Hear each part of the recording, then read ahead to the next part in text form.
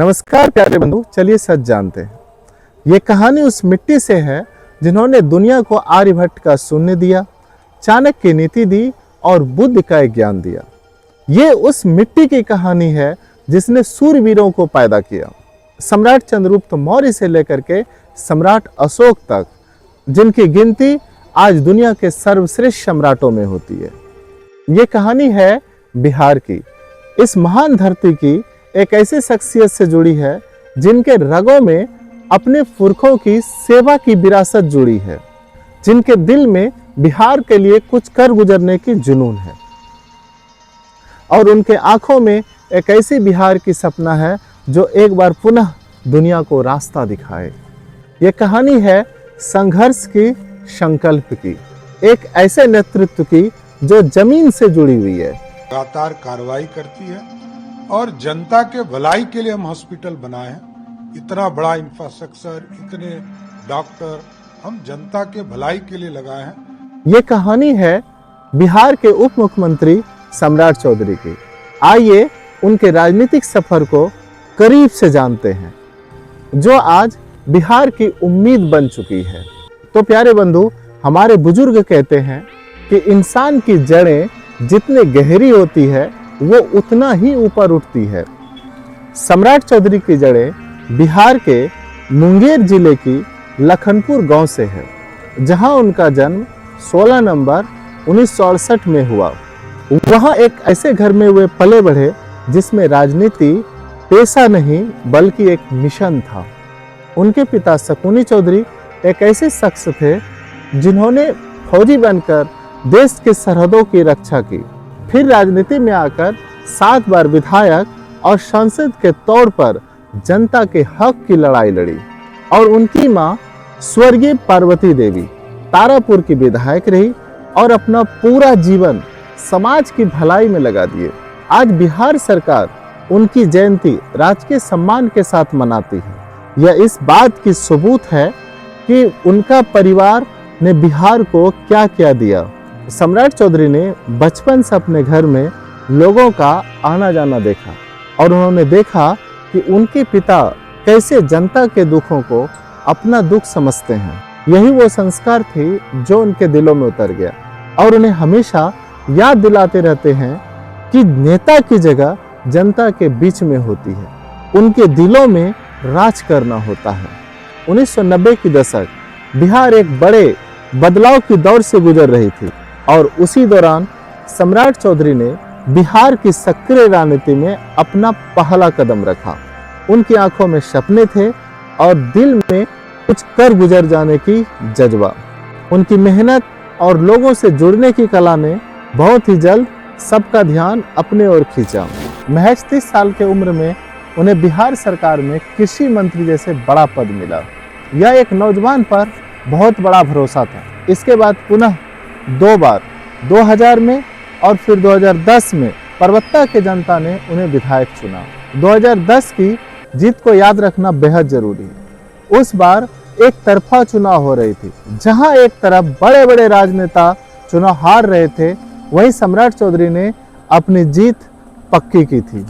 यह एक किसी पार्टी की जीत नहीं बल्कि एक नेता की जीत थी, जिसे लोग अपना मानते थे और उन पर भरोसा करते थे। लेकिन दोस्तों, हर इंसान की जिंदगी में एक ऐसा लम्हा आता है कि उसे अपने सिद्धांतों के लिए खड़ा होना पड़ता है। वही लम्हा सम्राट चौधरी की जिंदगी में 2014 में आया। उन्हें महसूस होने लगा कि उनकी पार्टी आरजेडी बिहार के विकास के रास्तों से भटक कर कांग्रेस की परछाई बनते जा रही है। यह फैसला लेना अत्यंत ही कठिन थी। एक तरफ उनकी पार्टी थी जिन्होंने उन्हें पहचान दी, वहीं दूसरी तरफ थी बिहार का भविष्य। उन्होंने बिहार के भविष्य को चुना। वे अपने पार्टी के अंदर रहकर अपनी आवाज उठाई। ये कोई बगावत नहीं थी बल्कि बिहार की भविष्य के लिए एक सैद्धांतिक लड़ाई थी। उनके इस कदम ने यह साबित कर दिया कि सम्राट चौधरी के लिए पद से बड़ा सिद्धांत है और पार्टी से बड़ी बिहार की भविष्य है।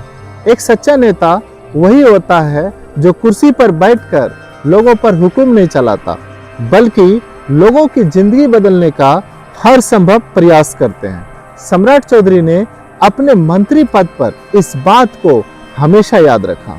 अब वे 2014 में शहरी विकास मंत्री बने। उन्होंने पटना की जनता को एक नई सौगात दिया। वर्षों से अटकी पड़ी पटना मेट्रो परियोजना को उन्होंने हरी झंडी दी। यह सिर्फ एक प्रोजेक्ट नहीं था, बल्कि पटना को दिल्ली, मुंबई जैसे बड़े शहरों की कतार में खड़ा करना था। उन्होंने शहरी दफ्तरों में पारदर्शिता लाने के लिए online tax payment, GIS mapping तकनीक की शुरुआत की, ताकि पटना के जनता को बाबुओं के चक्कर ना काटना पड़े। इसके बाद जब उन्हें पंचायती राज मंत्री की पद मिली, तो उन्होंने बिहार के गांव की तस्वीर को बदलने का प्रयास किया। उन्होंने पंचायत सरकार जैसी क्रांतिकारी योजनाओं को जमीन पर उतारा। उनका विजन था कि छोटे छोटे कामों के लिए जनता को शहर न जाना पड़े, बल्कि सरकार खुद चलकर उनके गांव तक आ जाए। उन्होंने बिहार के सभी पंचायतों में कंप्यूटर लगवाए, साथ ही 7800 से ज़्यादा IT कर्मचारियों को जोड़कर बिहार के सभी गांवों को डिजिटल इंडिया से जोड़े। ये बिहार के सभी गांवों के लिए एक बड़ी कदम थी।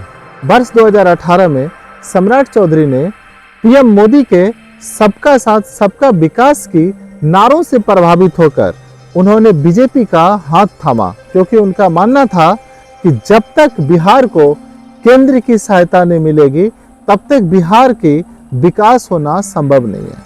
यह एक क्षेत्रीय नेता का केंद्रीय नेताओं के साथ मिलीजुली सोच थी। बीजेपी में उनकी काबिलियत को पूरा सम्मान मिला। प्रदेश उपाध्यक्ष से लेकर नेता प्रतिपक्ष, यहाँ तक कि बिहार की बीजेपी के राष्ट्रीय अध्यक्ष से लेकर उप मुख्यमंत्री तक के पद का सफर बीजेपी का उनके ऊपर भरोसा को दिखाता है। जब बिहार में विकास की डबल इंजन सरकार पर संकट आया, तो उन्होंने अपने सर पे पगड़ी बांधी और कहा कि जब तक कि बिहार पुनः विकास की पटरी पर नहीं आ जाती, तब तक इस भगवे पगड़ी को नहीं उतारूंगा। ये सिर्फ एक पगड़ी नहीं थी, बल्कि बिहार के जनता की एक अटूट विश्वास थी। ये उस दौर के खिलाफ एक जंग थी जो बहुत दिन पहले ही बिहार की जनता ने पीछे छोड़ चुका था। आज बिहार के उप मुख्यमंत्री और वित्त मंत्री के पद पर रहकर सम्राट चौधरी बिहार के नव निर्माण की एक नई कहानी लिख रहे हैं। उन्होंने बिहार के इतिहास की सबसे बड़ी 3.16 लाख करोड़ की बजट पेश किया, जिसका एक एक रुपया बिहार के गांव के किसान, युवा और महिलाओं के तकदीर बदलने वाली है। मुख्यमंत्री महिला रोजगार योजना, सोचिए जरा, सिर्फ एक बटन दबाने से बिहार के हर एक महिलाओं के खाते में 10,000 रुपया आ गया। यह सिर्फ एक पैसा नहीं है, बल्कि बिहार की महिलाओं और बहनों को दी गई एक ऐसा सम्मान और पंख है जिससे उन्हें आर्थिक आत्मनिर्भर बनने में सहयोग मिलेगा। डॉक्टर अंबेडकर समग्र सेवा अभियान, बाबा साहब भीमराव अंबेडकर का मानना था कि भारत के विकास की झलक भारत के अंतिम पायदान पर स्थित व्यक्तियों तक पहुंचना चाहिए। इस सपना को पूरा करने के लिए सम्राट चौधरी इस अभियान को 60,000 से ज्यादा दलित और आदिवासी गांव तक पहुंचा रहे हैं, ताकि एक भी व्यक्ति योजनाओं से वंचित ना रह जाए। किसानों के लिए MSP, पहली बार बिहार के इतिहास में किसानों को दाल की खेती के लिए MSP मिला, जिससे अन्नदाता को आर्थिक सुरक्षा दी है। प्यारे बंधु, जब कोई नेता जमीन से उठकर बड़ा काम करते हैं, तो उनके विरोधी भी उन पर हमला करने में पीछे नहीं रहते हैं। यही कहानी सम्राट चौधरी पर दोहराई जा रही है। उनके व्यक्तिगत मामलों से लेकर दशकों पुरानी बेबुनियाद मामलों को हवा दे गई, ताकि उनका छवि बिहार के जनता के सामने खराब हो जाए।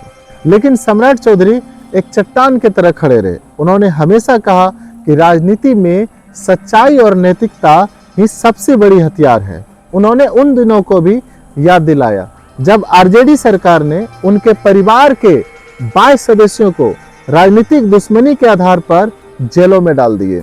ये दिखता है कि वे संघर्ष आज नहीं कर रहे हैं, बल्कि जमीन से ऊपर तक उठने में लगातार संघर्ष कर रहे हैं। तो कौन है सम्राट चौधरी? वे सिर्फ एक नेता नहीं, बल्कि बदलते हुए नवनिर्मित बिहार की एक सबसे बड़ा राजनीतिक चेहरा है। जो अपनी विरासत पर गर्व करता है और भविष्य की ओर उम्मीद से देख रहे हैं। वो उस संघर्ष की कहानी है जो हर बिहारी के लिए प्रेरणा स्रोत है।